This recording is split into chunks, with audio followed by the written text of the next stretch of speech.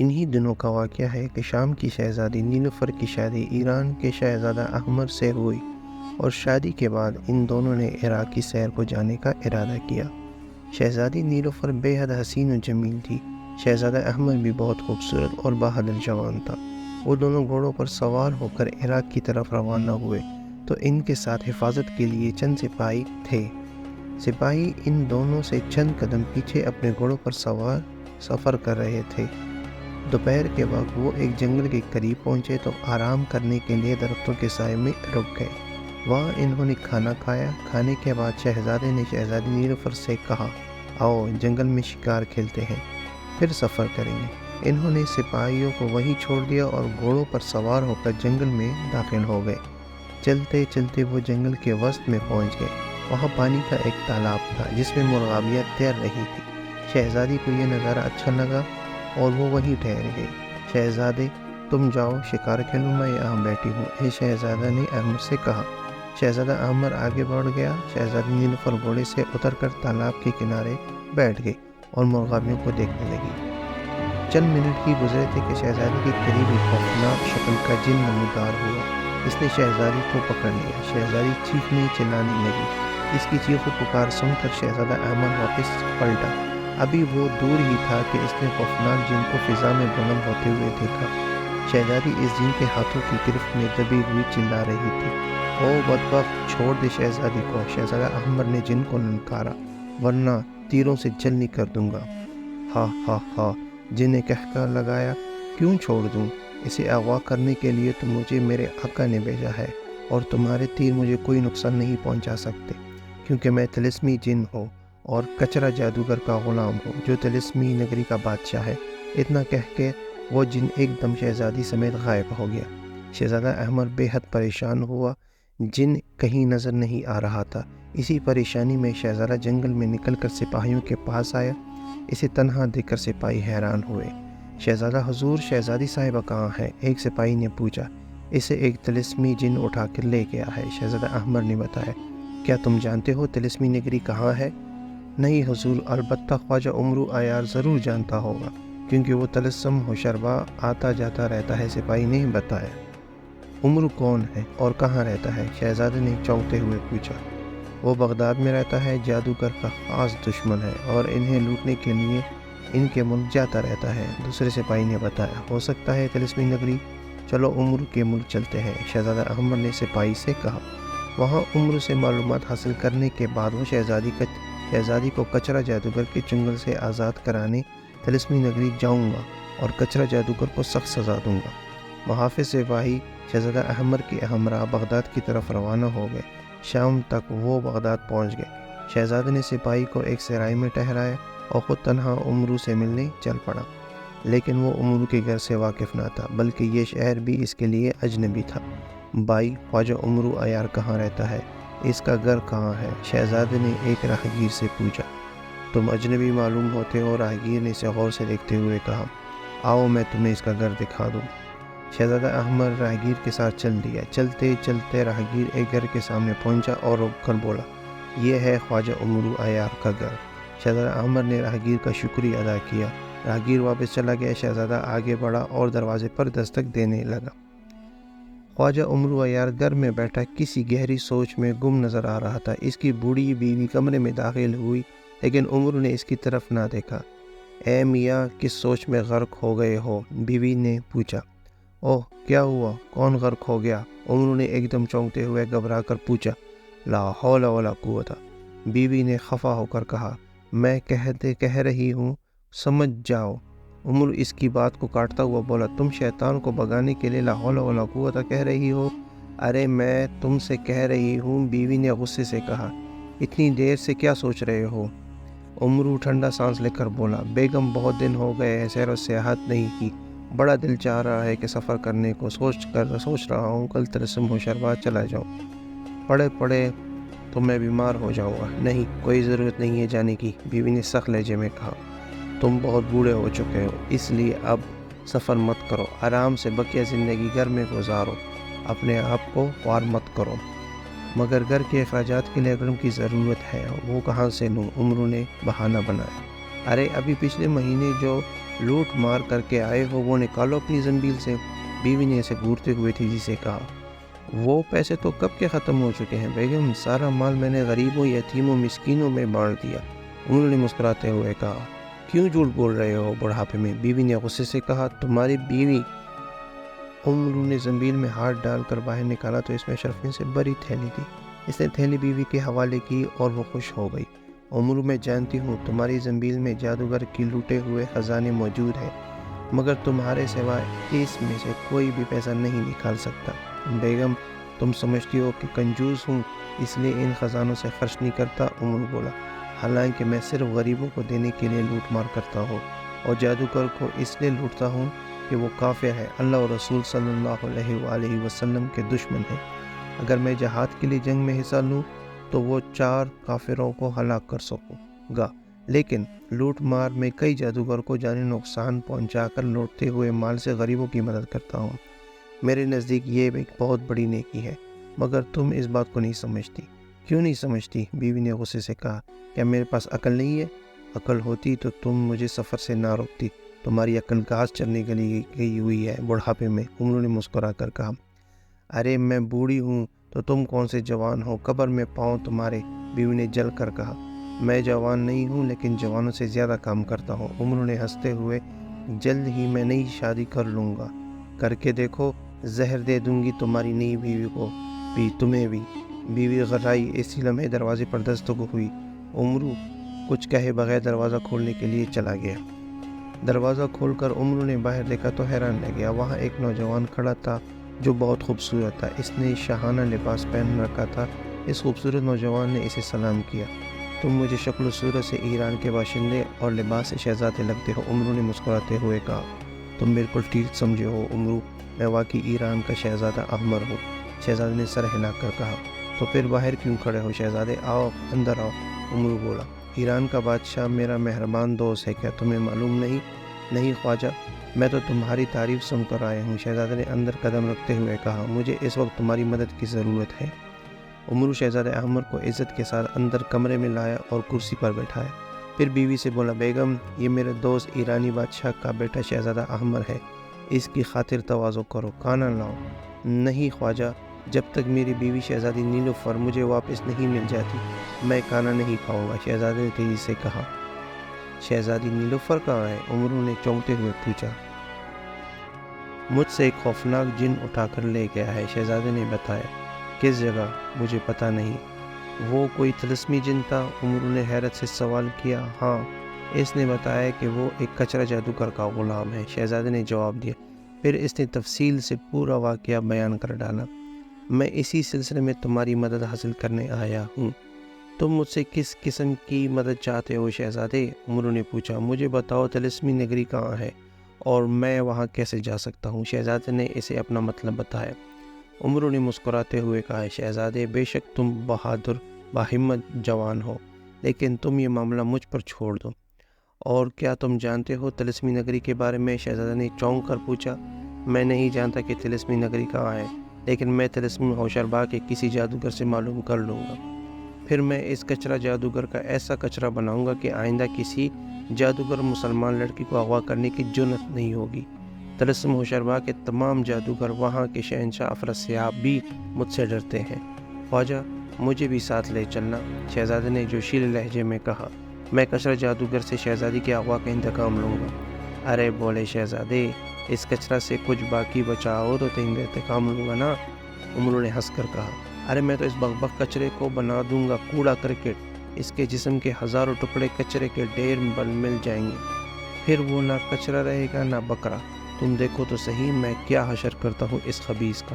تو تم اب کیا کرو گے؟ شہزادے نے پوچھا۔ تم یہاں بیٹھ کر بین بانسری بجاؤ، عمرو نے مسکراتے ہوئے کہا۔ ہاں، بانسری نہیں بجا سکتا، بین بجانا، لیکن میری بیوی کے سامنے نہیں، کیونکہ بھینس کے آگے بین بجانا بیکار ہوتا ہے۔ او بڈھے، کیا بک رہے ہو؟ کیا میں بھینس ہوں؟ اس کی بیوی نے غضبناک ہو کر کہا۔ نہیں تو عمرو ایک دم سے برا گیا۔ میں تو یوں ہی مثال دے رہا تھا شہزادے کو، تمہارا نام تو نہیں لیا۔ عمرو کی چالاکی کی شہزادی احمر ہنس پڑا۔ عمرو نے شہزادے سے کہا، شہزادے، تم یہاں اور میری بیوی کی مہمان نوازی سے لطف اٹھاؤ، میں ابھی روانہ ہوتا ہوں، خدا نے چاہا تو 2 دن کے اندر ہی شہزادی نیلوفر کو لے کر واپس آ جاؤں گا۔ یہ کہہ کر عمرو نے سفر کی تیاری کی، پھر بیوی کو شہزادی کی خدمت کرنے کی ہدایت کر کے وہ گھر سے رخصت ہو گیا۔ طلسم و شربا جادوگروں کی سلطنت تھی۔ اس کی کئی ریاستیں تھیں، ان میں سے ایک ریاست طلسمی نگری کہلاتی تھی۔ اس ریاست کا بادشاہ کچرا جادوگر تھا۔ وہ بے حد بدصورت اور ظالم آدمی تھا۔ وہ آئے دن خوبصورت کم سن لڑکیوں سے شادیاں کرتا رہتا تھا۔ اس بار اپنی 7ویں شادی کے لیے اس نے جادو کے ذریعے معلوم کیا تھا کہ پڑوسی ملکوں میں سب سے زیادہ خوبصورت لڑکی شام کی شہزادی نیلوفر ہے، جو اس وقت اپنے شوہر ایرانی شہزادی کے ہمراہ عراق کی سیر کو جا رہی ہے۔ چنانچہ کچرا جادوگر نے اپنے غلام طلسمی جن کو حکم دیا کہ وہ شہزادی نیلوفر کو اغوا کر لے آئے۔ طلسمی جن شہزادی کو اغوا کر کے لے آیا، جو روتے ہوئے بے ہوش ہو چکی تھی۔ اسے دیکھ کر کچرا جادوگر بے حد خوش ہوا۔ اس کی پہلی 6 بیویاں الگ الگ محل میں رہتی تھی اور کچرا جادوگر ہر ایک بیوی کے محل میں صرف ایک رات قیام کرتا تھا، جبکہ دن کے وقت وہ شاہی دربار میں ہوتا تھا۔ شہزادی نیلوفر 6 بیویوں سے زیادہ خوبصورت تھی۔ وہ بیویاں جادوگرنیاں تھیں، کیونکہ شہزادی نیلوفر جادوگرنی نہیں تھی۔ کچرا جادوگر نے نئی شادی کے لیے نیا محل تعمیر کروایا اور طلسمی جن شہزادی کو اغوا کر کے اسی نئے محل میں لایا تھا۔ کچرا جادوگر کے حکم پر شہزادی نیلوفر کو ایک کمرے میں طلسمی زنجیر سے باندھ دیا تھا، تاکہ وہ ہوش میں نہ آ کر کمرے سے باہر نہ جا سکے۔ یہ زنجیر شہزادی کے ایک پیر سے باندھی تھی، اتنی لمبی تھی کہ شہزادی کمرے میں آسانی سے گھوم پھر سکتی تھی، مگر اس زنجیر کا کوئی وزن نہ تھا جو شہزادی کے نازک پاؤں کے لیے تکلیف دہ ہوتا۔ یہ زنجیر کسی کو نظر نہ آتی تھی، کیونکہ یہ جادوئی تھی۔ اسے صرف محسوس کیا جا سکتا تھا۔ پاؤں سے کوئی زنجیر بندھی ہے۔ اس زنجیر کو ہاتھ سے کھولنا بھی ناممکن تھا۔ اسے صرف جادو کے ذریعے پاؤں سے نکالا جا سکتا تھا۔ شہزادی نیلوفر کو نئے محل میں قید کرنے کے بعد کچرا جادوگر شاہی دربار پہنچا اور اپنی تخت پر بیٹھ کر اس نے اپنے وزیر اطلاعات کو طلب کیا۔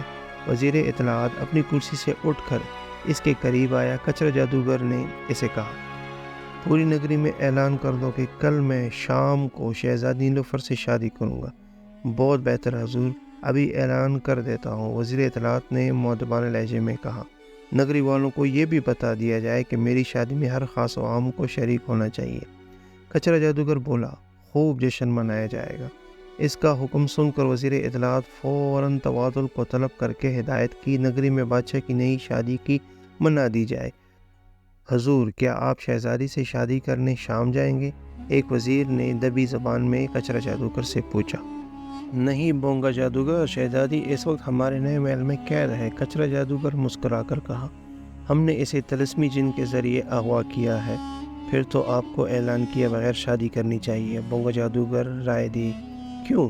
کچرا جادوگر نے بگڑ کر کہا۔ کیا ہم شام کے بادشاہ سے ڈرتے ہیں؟ یہ بات نہیں عالی جاں، بونگا جادوگر تیزی سے بولا۔ شامی تو آپ کا کچھ نہیں بگاڑ سکے تو پھر؟ کچرا جادوگر اسے گھورا۔ تم کیا کہنا چاہتے ہو بونگا جادوگر؟ بونگا جادوگر کہنے لگا، آپ کو پتہ ہے جادوگروں کا سب سے بڑا اور خطرناک دشمن عمرو عیار مسلمان ہے۔ وہ کسی صورت بھی برداشت نہیں کرے گا کہ آپ ایک مسلمان شہزادی سے شادی کریں۔ اسے معلوم ہوا تو وہ فوراً یہاں چلا آئے گا۔ نہ صرف شادی میں رکاوٹ پیدا کرے گا بلکہ لوٹ مار بھی کرے گا اور ہمیں کنگال کر دے گا، جیسی وہ طلسم و شربا والوں کو لوٹتا رہتا ہے۔ ہو سکتا ہے آپ سے مقابلے کے لیے شام کا بادشاہ عمرو سے مدد مانگ لے۔ میں عمرو کو تو عمرو کے باپ سے بھی نہیں ڈرتا، کچرا جادوگر نے بڑے غرور سے کہا، اور اگر عمرو طلسمی نگری میں قدم بھی رکھا تو زندہ واپس نہ جا سکے گا۔ یہ طلسم و شربا نہیں میری نگری، کسی چور لٹیرے کو یہاں لوٹ مار کرنے کی اجازت نہیں دے سکتا۔ حضور، عمرو کسی سے اجازت نہیں لیتا بلکہ خفیہ طریقے سے اور بیس بدل کر آتا ہے، بونگا جادوگر بولا۔ تو کیا کسی کو اس کی موجودگی کا پتہ چلتا ہے؟ جادوگر نے پوچھا۔ اس کی موجودگی کا اس وقت پتہ چلتا ہے جب کئی جادوگر اس کے ہاتھوں لوٹ کر کنگال ہو چکے ہوتے ہیں، بونگا جادوگر نے جواب دیا۔ کچرا جادوگر بونگا جادوگر کی باتیں سن کر فکر مند ہو گیا۔ وہ عمرو کی طلسم و شربا میں وارداتوں کے بارے میں سن چکا تھا۔ وہ جادوگروں کو لوٹ کر قتل کر کے صاف نکل جاتا ہے۔ آج تک طلسم و شربا والوں نے گرفتار نہیں ہو سکا۔ ٹھیک ہے بونگا جادوگر، تم نگری کی سرحدوں پر پہرا سخت کر دو، کچرا جادوگر نے بونگا جادوگر کو حکم دیا۔ کل تک جو بھی نگری میں داخل ہونے کی کوشش کرے اسے گرفتار کر لو۔ ان میں سے جو عمرو ثابت ہوگا اسے ہم قتل کر دیں گے اور بے گناہ کو چھوڑ دیں گے۔ وزیر بونگا جادوگر کو کچرا جادوگر کا حکم سن کر فوج کے سپہ سالار کو طلب کیا اور سرحدوں پر پہرا سخت کرنے کی ہدایت کرنے لگا۔ گھوڑے پر سفر کرتے ہوئے عمرو سوچ رہا تھا کہ پہلے طلسم ہوشربا کے کسی جادوگر معلوم کرنا چاہیے کہ طلسمی نگری کہاں ہے اور وہاں کس کی حکومت ہے۔ یہ بھی معلوم کرنا ضروری تھا کہ کہیں طلسم کے شہنشاہ افراسیاب نے اسے گرفتار کرنے کے لیے شہزادی نیلوفر کے اغوا کے ڈرامہ تو نہیں رچایا۔ عمرو شہزادی کو آزاد کرانے آئے اور اسے پکڑ لیا جائے، یہی معلوم کرنے کے لیے وہ طلسم ہوشربا کی طرف سفر کر رہا تھا۔ طلسم ہوشربا کی سرحد سے ذرا پیچھے درختوں کے ایک جھنڈ میں اس نے گھوڑا روکا، وہاں خود سرسبز جھاڑیاں بھی تھی۔ عمرو نے گھوڑے کی رسی ایک جھاڑی سے باندھ دی تھی تاکہ اس کی واپسی کا وہ بھوکا نہ رہے، جھاڑیاں کھاتا رہے۔ پھر اس نے اپنی سلیمانی زنبیل سے رنگ و روغن نکالا اور اپنی شکل تبدیل کرنے لگا۔ اس نے اپنا چہرہ عورتوں جیسا بنایا اور زنبیل سے خوبصورت زنانہ لباس نکال کر پہن لیا۔ اب وہ مکمل طور پر ایک نوجوان اور خوبصورت عورت نظر آ رہا تھا۔ شکل و لباس بدلنے کے بعد اس نے زنبیل سے سلیمانی بین نکالی اور درختوں کے جھنڈ سے نکل کر دوبارہ سرحد کی طرف بڑھنے لگا۔ وہ سرحد پر پہنچا تو وہاں دو محافظ جادوگر ہاتھوں میں تلوار اٹھائے پہرا دے رہے تھے۔ عمرو نے انہیں دیکھتے ہی بین منہ سے لگائی اور بجانے لگا۔ وہ بین بجاتا ہوا ان محافظوں کے قریب سے گزرنے لگا۔ محافظ بین کی مست کر دینے والی آواز میں جھومنے لگے۔ رک جاؤ بیوی، ایک محافظ نے جلدی سے عمرو کو مخاطب کیا، یہاں ٹھہر کر بین بجاؤ۔ عمرو جو خوبصورت بنا ہوا تھا ایک ان کی طرف دیکھنے لگا۔ اس نے بین بجانا بند کر دیا۔ محافظ اس سے غور سے دیکھنے لگے۔ اے خوبصورت عورت، تم کون ہو اور آدھی رات کے وقت بین کیوں بجا رہی ہو؟ ایک محافظ نے عمرو سے سوال کیا۔ میں زہریلی جوگن ہوں، میرے بین کی آواز اتنی زہریلی ہے کہ اسے سن کر سانپوں کے زہر بے اثر ہو جاتے ہیں، میں انہیں پکڑ کر پٹاری میں بند کر لیتی ہوں، عمرو نے زرانہ آواز میں بتایا۔ واقعی تمہاری بین کی آواز پر ہم جیسے انسان مست ہو جاتے ہیں تو سانپوں پر تو کتنا زبردست اثر ہوتا ہوگا۔ دوسرے محافظ نے سر ہلا کر کہا، جوگن جیسے تمہارے بین کی آواز خوبصورت ہے اسی طرح تم خوبصورت ہو۔ پہلے محافظ نے ہنس کر کہا، ذرا بین تو بجاؤ۔ نہیں، اس وقت میں جلدی میں ہوں، واپس پر بجاؤں گی، عمرو نے زرانہ آواز میں کہا۔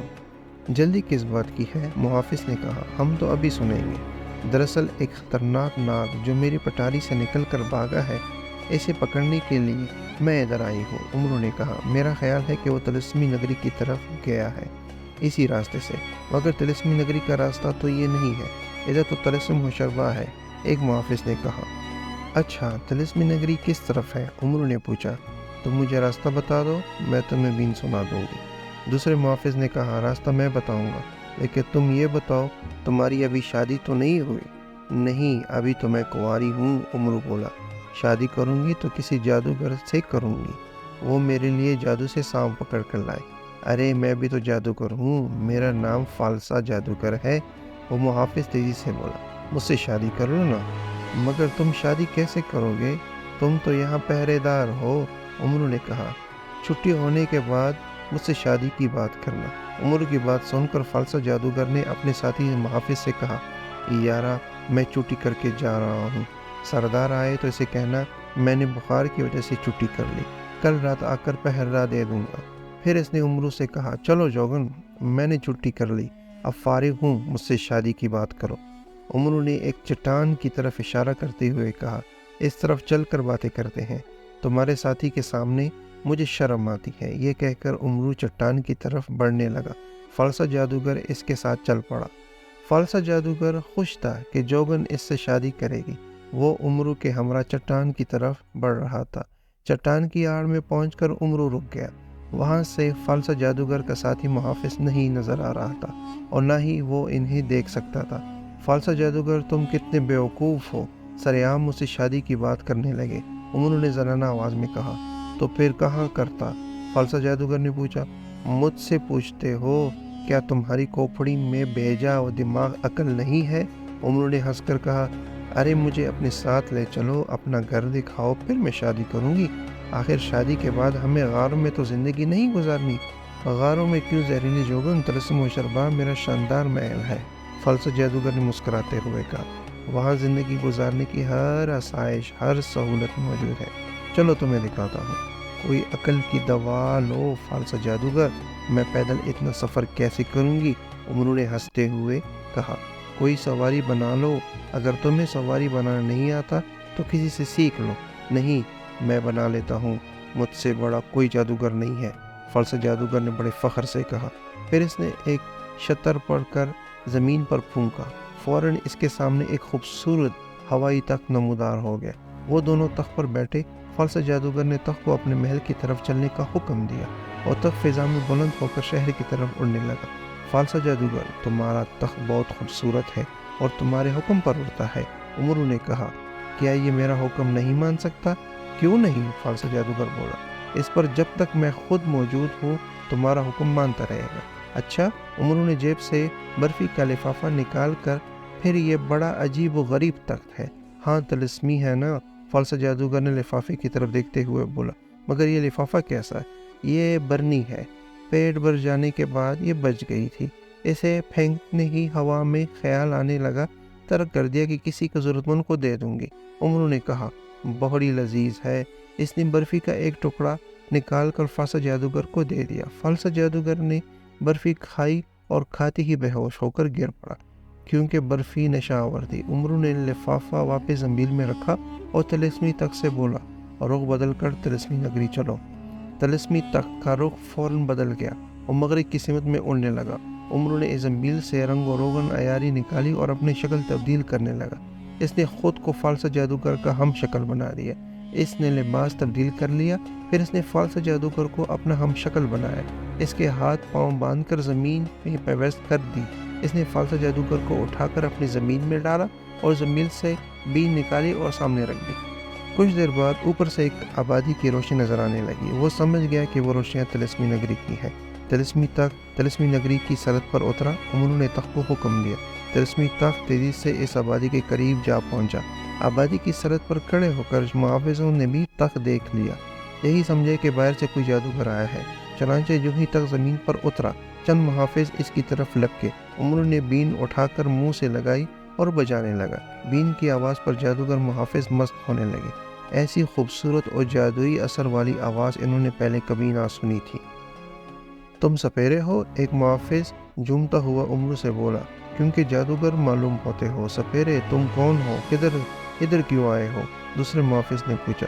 کیوں؟ اس بات سے اس وقت ادھر آنے پر پابندی ہے؟ عمر نے بین بند کر پوچھا۔ نہیں، لیکن اس وقت طلسمی نگری میں باہر سے کوئی اجنبی داخل نہیں ہو سکتا، محافظ بولا۔ ہمارے بادشاہ کچرا جادوگر نے سخت پابندی لگائی ہے۔ دیکھو، میں کوئی غیر نہیں ہوں، میرا نام فالسا جادوگر ہے، میں طلسم ہوشربا سے آیا ہوں۔ عمر نے کہا، مجھے اس پابندی کی وجہ بتاؤ۔ دوسرا محافظ مسکرا کر کہنے لگا، دراصل ہمارا بادشاہ کچرا جادوگر 7ویں شادی کر رہا ہے۔ کیا پہلی بیوی اب مر گئی ہے جو نئی شادی کر رہا ہے؟ عمر نے حیرت سے پوچھا۔ نہیں، زندہ ہے، لیکن اسے نئی شادی کرنے کا شوق ہے۔ شادی کے لیے اس نے شام کی شہزادی نیلوفر کو اغوا کرایا ہے اور کل اس سے شادی کرے گا، محافظ نے وضاحت کرتے ہوئے کہا۔ لیکن خطرہ ہے کہیں عمر عیار شہزادی کو آزاد کرانے نہ آ جائے، اس لیے کچرا جادوگر نے حکم دیا ہے کہ پہرا سخت کر دیا جائے اور کسی کو نگری میں قدم نہ رکھنے دیا جائے۔ ارے، یہ بات تو مجھ سے پہلے معلوم ہے، کوئی نئی بات کرو یار، انہوں نے مسکراتے ہوئے کہا۔ پہلے معلوم تھی تو پوچھا کیوں تھا؟ محافظ نے منہ بنا کر بولا۔ صرف اس لیے کہ دیکھو تم لوگوں کو بھی عمر کی آمد سے ہوشیار کیا گیا ہے یا نہیں، عمر نے ہنس کر کہا، ورنہ میں تو آیا ہوں عمر کے لیے۔ کیا مطلب؟ تم نے عمر کو کیا کرنا ہے؟ دوسرے محافظ سے چونکتے ہوئے پوچھا۔ کچرا کرنا ہے، عمر نے کہا۔ میرا مطلب ہے مجھے شہنشاہ افراسیاب نے حکم دیا ہے۔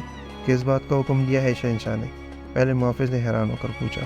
سمجھنے کی کوشش کرو یار، راز کی بات ہے، سر عام نہیں بتا دی جاتی، لیکن تمہیں بتا رہا ہوں، عمر نے ناگواری سے کہا۔ اوہ، راز کی بات ہے، دوسرے محافظ نے چونکتے ہوئے کہا۔ راز کی بات یہ ہے کہ افراسیاب نے مجھے یہاں بھیجا ہے کیونکہ کسی کو بتایا نہیں ہے، تاکہ بات عمر کے کانوں تک نہ پہنچ جائے اور ہوشیار نہ ہو جائے۔ شہنشاہ نے مجھے حکم دیا ہے کہ طلسمی نگری جا کر عمر کا انتظار کرو، جو ہی عمر یہاں آئے اسے گرفتار کر لو، پھر اسے جادو سے سانپ کا بچہ بنا کر پٹاری میں بند کر دو اور اس کی خدمت پیش کرو۔